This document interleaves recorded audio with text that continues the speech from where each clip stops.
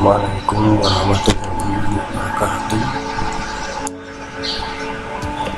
Selamat datang pada perkuliahan pembelajaran matematika di sekolah dasar untuk program studi pendidikan guru sekolah dasar. Pada kesempatan kali ini kita akan mempelajari beberapa topik kajian. Dengan topik kajian inti diantaranya adalah PMRI ataupun Pendidikan Matematika Realistik Indonesia sebagai pendekatan pembelajaran matematika. Jadi kalian sebagai calon guru wajib mengetahui apa yang dimaksud dengan PMRI dan bagaimana karakteristik maupun desain pembelajarannya agar nantinya secara lebih holistik dalam mengimplementasikan bagaimana teori dan konsep pembelajaran matematika ke dalam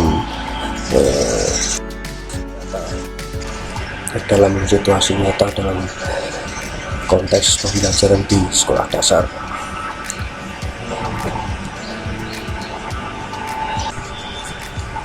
Baik, kita masuk kepada ruang lingkup. Jadi di sini berisi apa yang akan kalian pelajari terkait dengan pendidikan matematika realistik sebagai pendekatan pembelajaran matematika di sekolah dasar. Yang pertama ya, kita mengenal apa yang dimaksud dengan filosofi daripada matematik realistik itu apa. Kemudian konsep di mana realistik tidak sama dengan kontekstual. Kemudian yang ketiga adalah karakteristik daripada PMRI. Kemudian yang keempat adalah desain pembelajaran matematika yang berparadigma pendidikan matematika realistik. Jadi ini adalah cakupan bagaimana kalian mempelajari untuk pertemuan perkuliahan pada kesempatan ini. Ada 4 subtopik, di mana masing-masing subtopik akan kalian mempelajari di pertemuan kali ini dengan lebih detail ya. Kita lanjut kepada set selanjutnya. Untuk dasar daripada PMRI, kita lihat ada sebuah poin penting di sini bahwa pandangan tentang PMRI pada masa dewasa ini sebagian besar dipengaruhi oleh pandangan Freudenthal ya, tentang matematika. Jadi pandangan yang dimaksud adalah pandangan pembelajaran matematika sebagai suatu aktivitas yang dilakukan oleh manusia ya. Jadi pandangan matematika ini memberikan kesempatan ya kepada peserta didik untuk melakukan kegiatan eksplorasi. Apa itu kegiatan eksplorasi? Kegiatan eksplorasi kalau dalam kurikulum tingkat satuan pendidikan adalah kegiatan tentang penelusuran, menelusuri beberapa kejadian maupun peristiwa yang sebagai awal daripada pembelajaran untuk menggali temuan-temuan yang relevan dengan topik kajian yang akan dipelajari pada hari itu. Kemudian untuk lanjutan daripada sejarah pandangan PMRI, untuk yang pertama kita sebut dengan didaktikal fenomenologi atau yang disebut dengan ilmu tentang pengajaran yang berdasarkan fenomena ataupun kejadian ataupun peristiwa, di mana konsep dasar daripada didaktikal fenomenologi adalah ide pembelajaran matematika itu sendiri yang dibaca oleh siswa melalui eksplorasi tadi. Jadi eksplorasi ataupun penelusuran terhadap konsep awal sebelum melakukan kegiatan inti ya. Jadi di awal pembelajaran kita bawa siswa untuk menelusuri bagaimana konteks nyata dalam pembelajaran matematika. Kemudian yang kedua adalah guided reinvention atau yang disebut dengan proses penemuan terbimbing. Proses penemuan terbimbing di mana dalam pembelajaran matematika seharusnya memberikan kesempatan kepada siswa ya, atau peserta didik untuk mengalami proses penemuan kembali. Jadi penemuan kembali itu guided reinvention,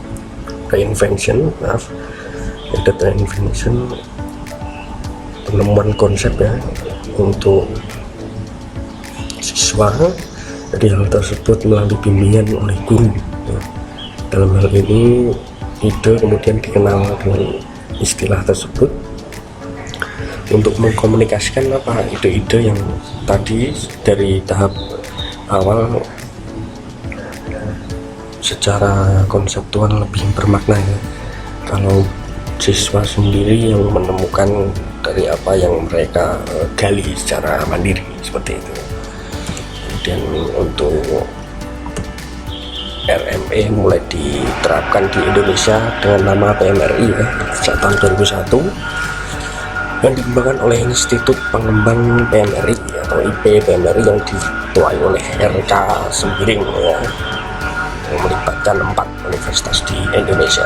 Baik itu dasar daripada PMRI. Kemudian lanjutnya adalah bagaimana realistik ya. Realistik itu tidak sama dengan kontekstual ya, karena dalam alasannya bahwa penggunaan kata realistik pada PMR atau pemikiran matematik realistik seringkali disalahmaknai oleh orang yang baru mengenal PMR itu sendiri. Jadi mereka menganggap bahwa PMR itu adalah pembelajaran matematika mengenal dunia nyata, dan oleh karena itu biasanya harus dimulai dari dunia nyata. Nah, itu konsep yang tidak selalu demikian, tidak disalahkan, tapi juga dimaknai sebagai penekanan ya.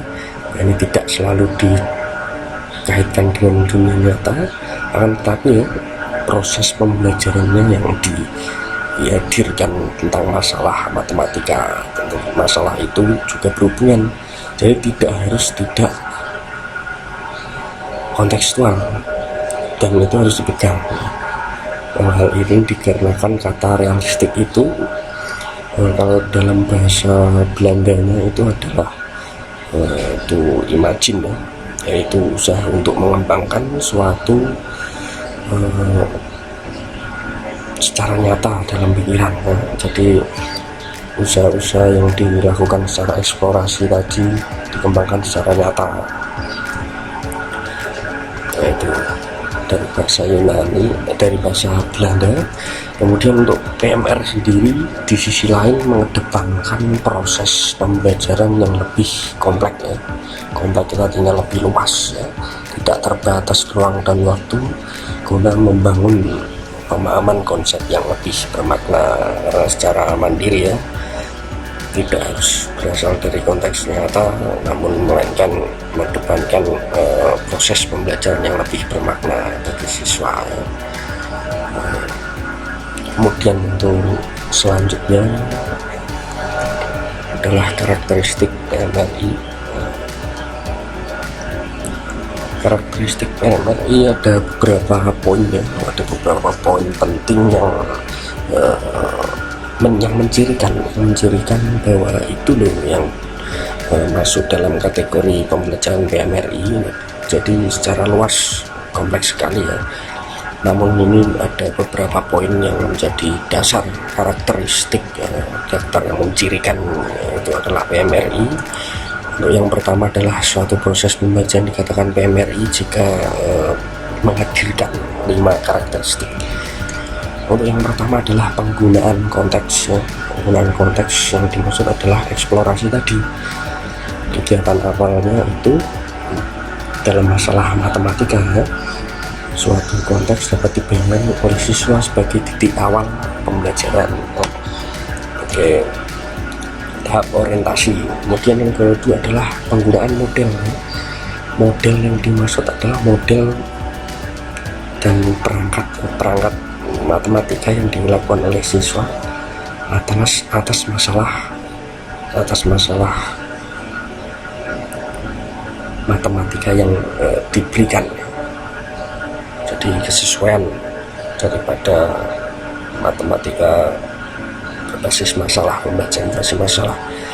Kemudian untuk yang ketiga adalah pemanfaatan hasil kerja,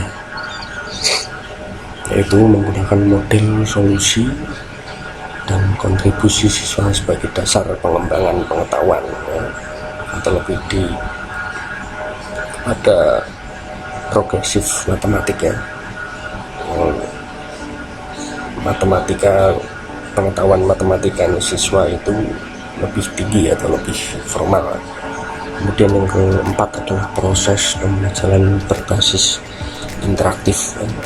Jadi tahu ya, interaktif itu adalah proses pembelajaran membuka ruang diskusi antar siswa maupun antar kelompok sesama siswa dan dari siswa ke guru, seperti itu, ada hubungan interaktif. Kemudian untuk yang kelima adalah pengkaitan dengan berbagai pengetahuan. Jadi proses pembelajarannya bersifat terbuka dan holistik atau secara utuh ya, baik pengetahuan maupun psikomotornya, di mana pengetahuannya dan psikomotor itu sendiri dapat berkontribusi ya, memberikan keterkaitan antara satu sama yang lain. Bagaimana ketika siswa melakukan kinerja, di situ juga menghasilkan pengetahuan yang dimaksud adalah seperti itu. Pembelajaran berbasis masalah juga mengedepankan bagaimana proses pemecahan masalah dalam matematika itu sendiri. Baik, next untuk selanjutnya. Baik, selanjutnya adalah desain ataupun kerangka ya. Desain atau kerangka, yaitu tentang perencanaan. Kerangka perencanaan pembelajaran matematika berparadigma pembelajaran matematik realistik. Yang pertama adalah HLB ataupun Trajectory Hypothetical Learning ya. HLB dalam bahasa Inggris, dalam bahasa Indonesia HLB. Apa itu HLB? Terlebih dahulu bahwa suatu persoalan di dunia pendidikan biasanya menghadirkan suatu kegiatan pembelajaran yang bermakna ya bagi peserta didik melalui keterlibatan aktif peserta didik dalam membangun pemahaman. Namun dalam kegiatan tersebut dimaksud dalam HLB adalah memperkenalkan ya, mekanisme pengembangan perangkat pembelajaran seperti kegiatan, tugas maupun media-media lainnya bisa dikolaborasikan berdasarkan pada pandangan kuatnya hubungan antar bentuk kegiatan pembelajaran. Misalkan jika siswa mempelajari konsep pecahan misalnya, nah itu berbeda bila secara pemberian dengan benda konkret seperti sebuah roti yang dikonsepsikan seperti pecahan. Nah itu berbeda dengan pengajaran formal, misalkan langsung menggunakan simbol angka 1/2 atau 1/4. Nah itu berbeda. Jadi tujuan daripada pembelajaran dengan konsep HLB itu bisa tercapainya tujuan pembelajaran melalui kegiatan pembelajarannya ya. Nah, kegiatan pembelajaran ini menciptakan sebuah hipotesis atau jawaban sementara yang berasalkan dari kegiatan maupun dari tujuan. Nah itu nanti bagaimana terkait dengan kerangka realnya kita simak selanjutnya. Nah ini adalah rancangan hipotesis lintas belajar atau HLB. Untuk yang pertama ya, kita lihat terlebih dahulu untuk kegiatan awalnya. Kegiatan awal, sebelum kita menuju ke kegiatan, kita baca dulu bagaimana identitasnya tentang rancangan hipotesis lintas belajar atau HLB dengan tujuan mengembangkan pemahaman siswa tentang nilai tempat. Satuan, puluhan, dan ratusan ini tentang nilai tempat ya. Jadi harus melewati prasyarat dulu. Jadi siswa sebelum mempelajari kegiatan ini harus menyelesaikan beberapa materi prasyarat, diantaranya adalah menulis bilangan 1 sampai 9. Nah, ini adalah siswa kelas rendah ya. Di kelas awal sudah memahami materi ini dan dapat menuliskan nilai bilangan. Kemudian untuk kegiatan pembelajarannya, yang pertama adalah harus menuliskan tujuan dengan mempersiapkan mental siswa untuk belajar. Kemudian kegiatannya, nah ini kegiatan, lihat gambar ini bahwa guru menyajikan beberapa benda ataupun persoalan matematika seperti kerikil ya, kerikil yang menghiasi di pot. Ini beberapa macam warna yang bisa dikelompokkan oleh guru. Kemudian dari hal ini adalah masa pengenalan ataupun orientasi atau eksplorasi di awal ya. Jadi guru menanyakan kepada siswa tentang pertanyaan-pertanyaan yang paling mudah, yang mudah dicerna oleh siswa di kelas rendah itu. Misalkan menanyakan batu kerikil apakah ada di sekitar mereka, kemudian apakah ada yang pernah mereka jumpai seperti yang dibawakan oleh gurunya. Nah, itu seperti untuk fungsi daripada kerikil itu apalah, itu bisa dikolaborasikan. Kemudian hipotesisnya, nah hipotesis daripada respon siswa, kerikil adalah benda yang jadi dibantu, tidak bisa secara mandiri ya, karena kelas rendah harus perlu bimbingan guided trajectory tadi, bahwa siswa kelas rendah memerlukan bimbingan yang ekstra ya tentunya, namun tetap secara mandiri mereka ini. Nah, ini ada hipotesis daripada hasil yang dilakukan oleh kegiatan siswa itu.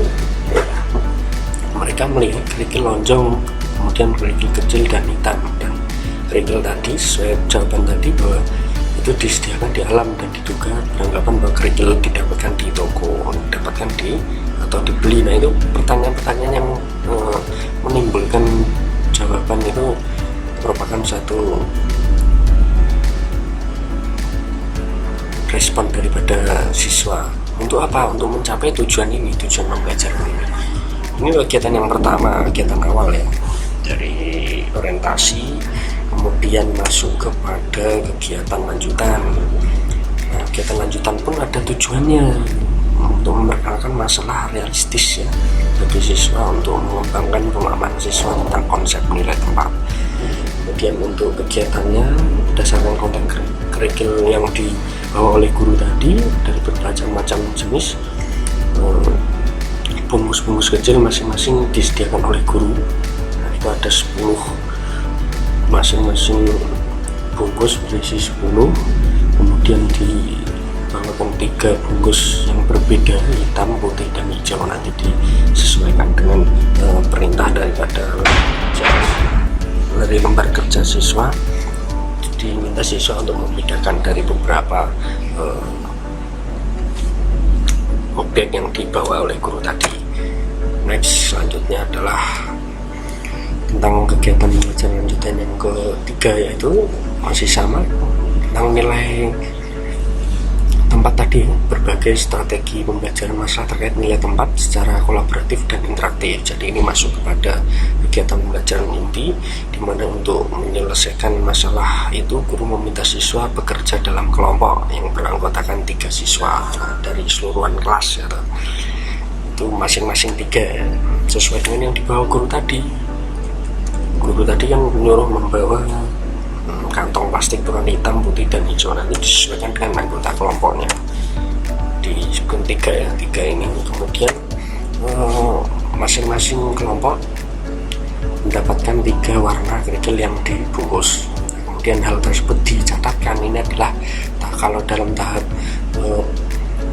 pendekatan saintifik itu masuk tahap pengumpulan data atau pengumpulan informasi ya. Jadi di sini tuliskan jenis hitamnya, putih, hijau. Nah ini banyaknya berapa bungkus dan sisanya itu disesuaikan dengan kemampuan awal daripada materi yang prasyarat tadi. Materi prasyarat itu sampai angkanya itu tidak melebihi angka 10 ya. Jadi 1 sampai 9 tetap itu ada 1 sampai 9 sampai 10 batas boleh.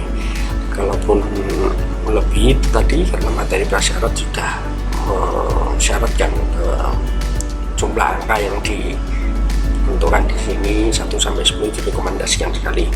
Kemudian hipotesis siswa, hasil daripada jawaban siswa tentang itu adalah ada dua, yaitu secara bersama siswa membungkus kerikil berdasarkan warna secara bergiliran dan mencatat hasilnya. Itu kolaboratif ya, kerjasama antar kelompok. Kemudian siswa berbagi tugas, yaitu masing-masing ada yang menghitung kerikil dan siswa yang lain diminta untuk saling mengecek hasil penghitungannya. Itu adalah pembagian daripada kerja di kelompoknya. Next, selanjutnya untuk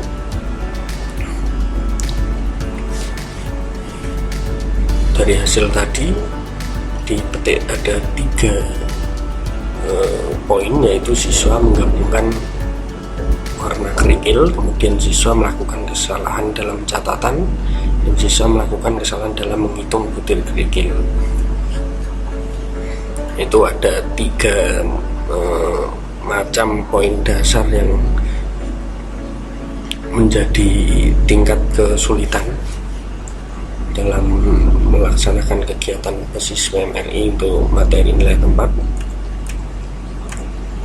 Masih sama untuk kegiatan yang lanjutnya, yaitu mengungkap solusi masalah yang ditemukan siswa sebagai dasar untuk memperkenalkan konsep nilai tempat. Itu kegiatan kelompok diminta untuk menempelkan lembar-lembar yang ditulis di papan tulis, itu bisa disediakan lagi oleh guru, kemudian memperkenalkan konsep-konsep nilainya, kemudian guru memilih salah satu lembar catatan untuk didiskusikan di kelompoknya. Kemudian secara hati-hati melalui diskusi, guru berusaha membantu siswa untuk menyadari bahwa informasi tentang banyak bungkus dan sisa kerikil dapat membantu siswa dalam menentukan jumlah kerikil. Jadi dalam hal ini guru berusaha ya, membantu menyadari bahwa bungkusnya itu banyak kerikil dalam per 10, misal 3 dan 30 butir, sisanya itu bisa disesuaikan nanti. Masih sama tadi juga menuliskan laporannya. Ini nanti jumlahnya apabila secara klasikal siswa belum melihat bagaimana jumlah kerikil yang disajikan terlalu banyak, bisa disesuaikan dengan jumlah yang dibawa. Tidak harus berisi 100, boleh kurang, disesuaikan saja sesuai bahan yang disediakan. Jadi pelaporannya masih sama, diskusi, melaporkan hasil, meneliti juga untuk menyampaikan hasilnya, kemudian disajikan. Kemudian kedua, di tengah proses terjadinya hipotesis tadi, ada yang pertama di atas kemungkinan siswa menyadari hubungan antar kolom dan jumlah bungkus. Nah itu selama 3 kegiatan tadi, siswa menyadari bahwa hubungan antara kolom bungkus dan kolom sisa itu siswa mulai berpikir ya, bahwa apa yang dipikirkan itu memberikan tanggapan untuk diperlukan ya. Apakah situasi tersebut berangkat daripada pengalaman siswa, apakah dari pemahaman setelah mereka melakukan kegiatan itu. Kemudian untuk kegiatan akhir ataupun penutup, kegiatan konfirmasinya untuk memperkuat pemahamannya, kegiatan guru diminta untuk mendeskripsikan pemahaman mereka tentang bilangan ya.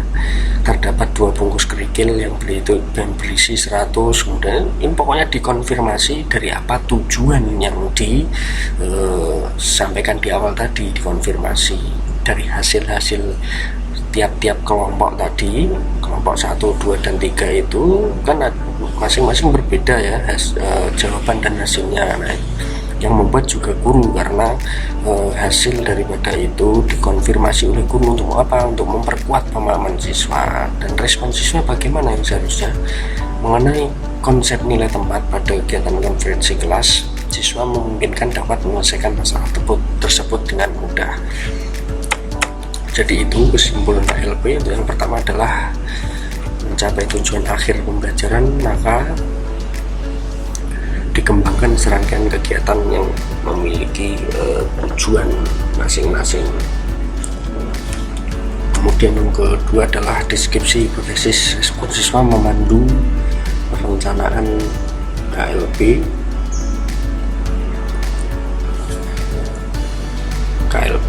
Peran KLP atau guru dalam mengambil tindakan lanjutan.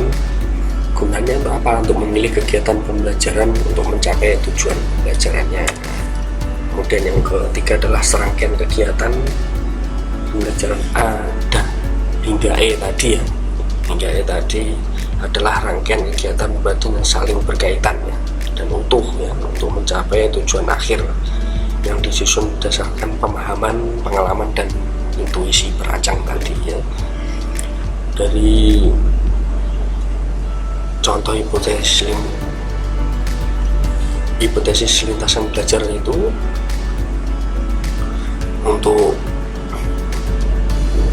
simpulan yang pertama mengakumulasi dari tujuan-tujuan untuk mengarah akhir pembelajaran ya, tadi ya, dan hipotesisnya dan kegiatannya seperti apa. Itu tadi materi kita pada kesempatan ini. Untuk lebih jelasnya silakan kalian membaca beberapa referensi yang akan kalian jadikan bahan untuk sumber belajar kalian pada kesempatan kali ini. Demikian pembelajaran saya akhiri. Terima kasih untuk perhatiannya. Wassalamualaikum warahmatullahi wabarakatuh.